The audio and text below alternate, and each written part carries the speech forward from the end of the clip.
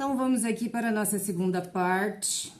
Como eu estava falando, o processo se torna mais difícil ou menos fácil quando a gente revive os episódios de dor, os episódios que geraram trauma, né? Traumas emocionais.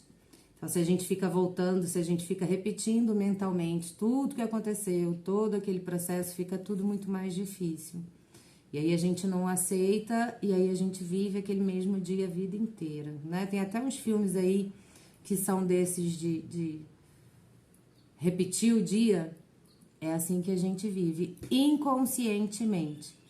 Mas é assim que a gente vive. A gente acha que tá, né, fazendo tudo para crescer, tudo para prosperar, tudo para ter bons relacionamentos, para ter uma vida familiar harmônica, mas na verdade a gente está se enganando. Porque essa máscara não deixa a gente entender que a gente está revivendo os momentos. E aí a gente não tem bons relacionamentos, a gente não tem nada. A gente só vive através da dor da nossa criança, que está lá atrás, ferida, e fazendo tudo para proteger a gente aí, né? O problema é que a gente vibra medo, então já era. E vamos dar continuidade, né? A gente falou sobre o câncer lá no primeiro vídeo, que é uma das possíveis... um dos possíveis sintomas de doenças físicas, né?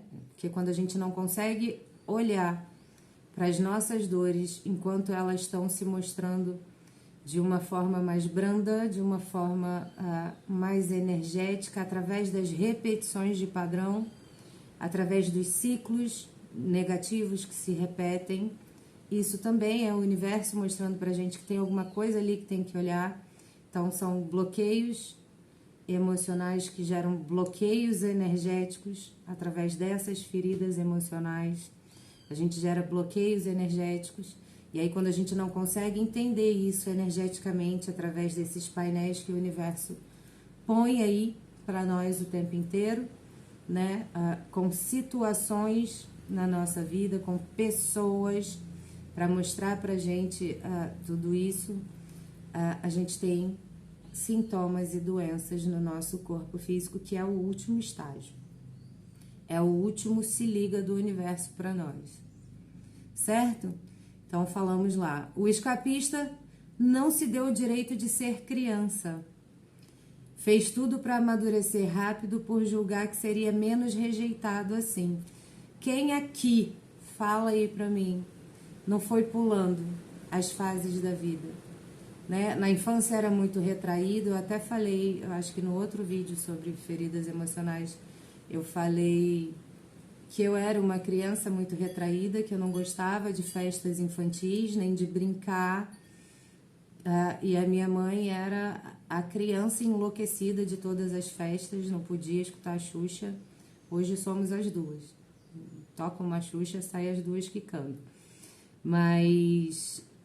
E ela ficava brava, né? Eu falei isso, tá lá no primeiro vídeo aí das feridas emocionais.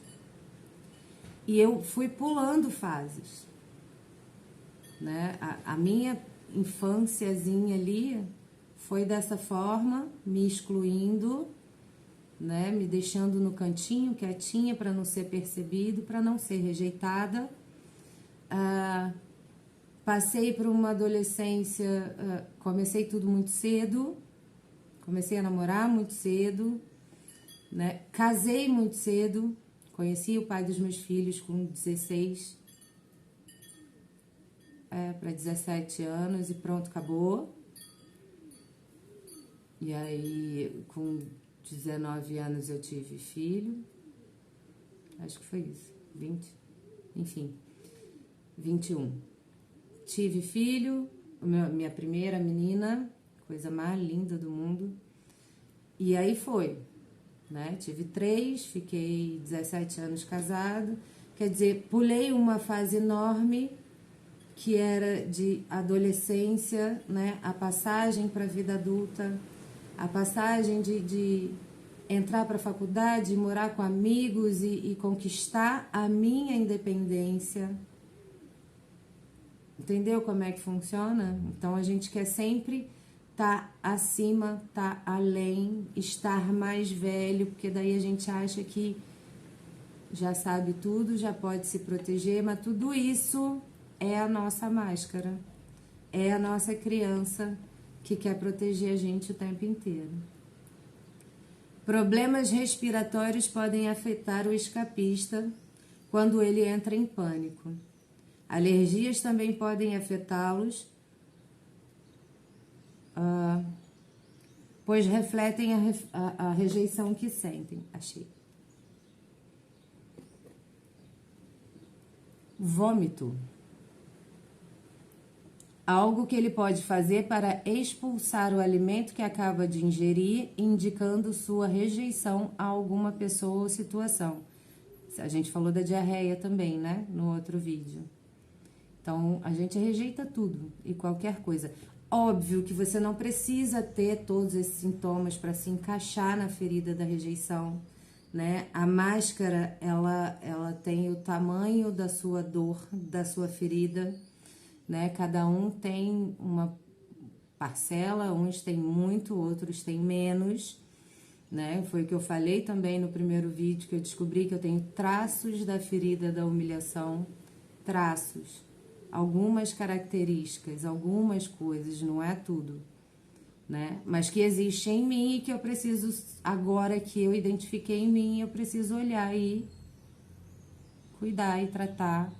Já conheço, então vamos curar agora. Exemplo, eu queria vomitar meu pai ou minha mãe.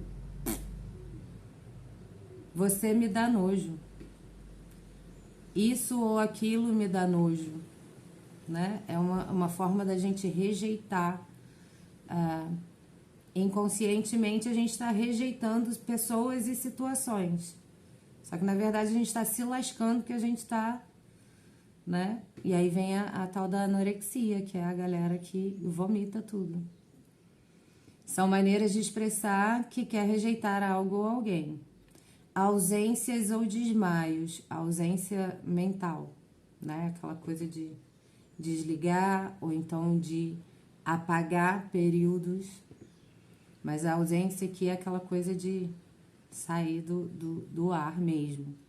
Ausências ou desmaios também são meios de escapar de uma situação ou pessoa. Coma. Em casos mais sérios, o coma pode ser usado pelo escapista como fuga. Entendeu, gente? Vocês não precisam se encaixar em todas as situações. Claro que existe aí um coma porque você sofreu um acidente, a pessoa sofreu um acidente né? Enfim, são pontuações. Hipoglicemia ou diabetes. Quando o escapista abusa do açúcar, pode cultivar essa doença.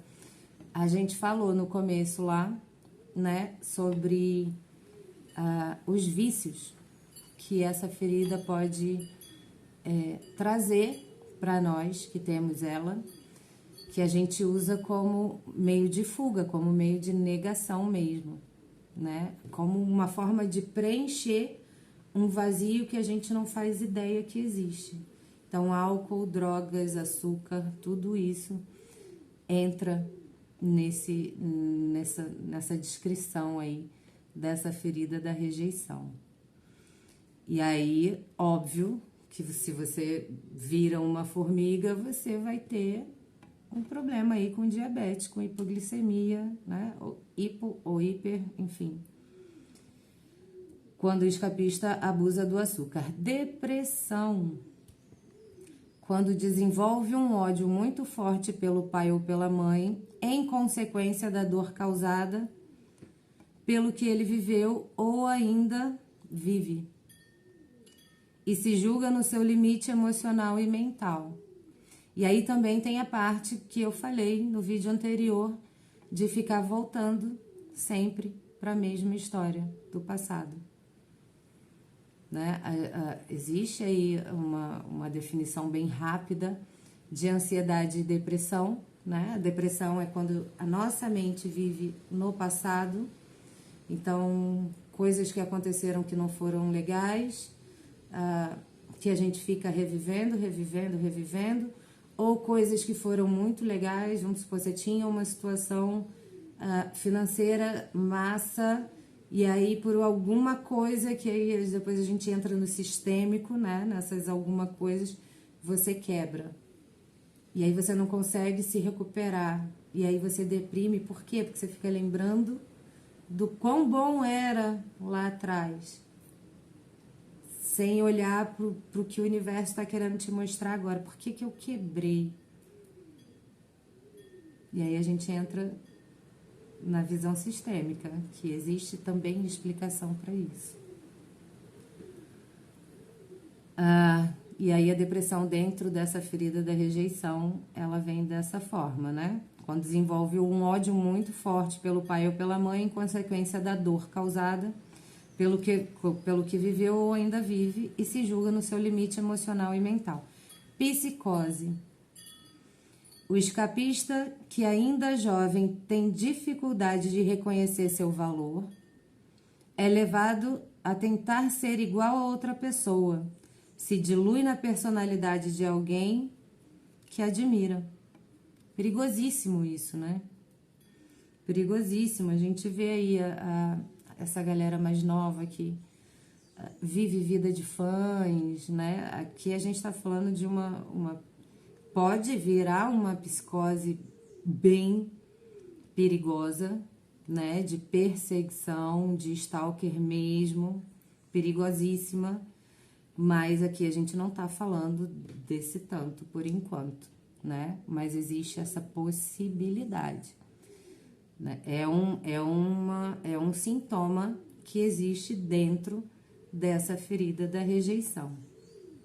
E é basicamente isso, gente. Alguém se identifica, né? Dessa coisa de... Lembrando que a ferida da rejeição, ela vem através do genitor do mesmo sexo, né? No caso das meninas, a mãe. No caso dos meninos, o pai.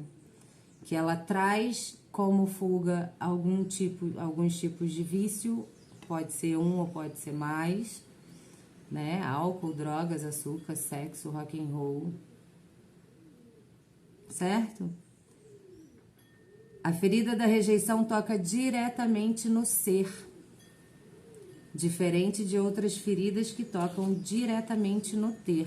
Então, essa ferida da rejeição diz que é a ferida mais difícil de ser curada, porque ela toca o ser, a alma. E trabalhar a alma e tratar a alma é muito difícil, né? Tratar o ser é muito difícil, é diferente de tratar o ter, né? A ferida do abandono, por exemplo, a gente falou lá no outro vídeo que a rejeição é o eu não quero, né? E o abandono é... Ai, meu Deus. Esqueci.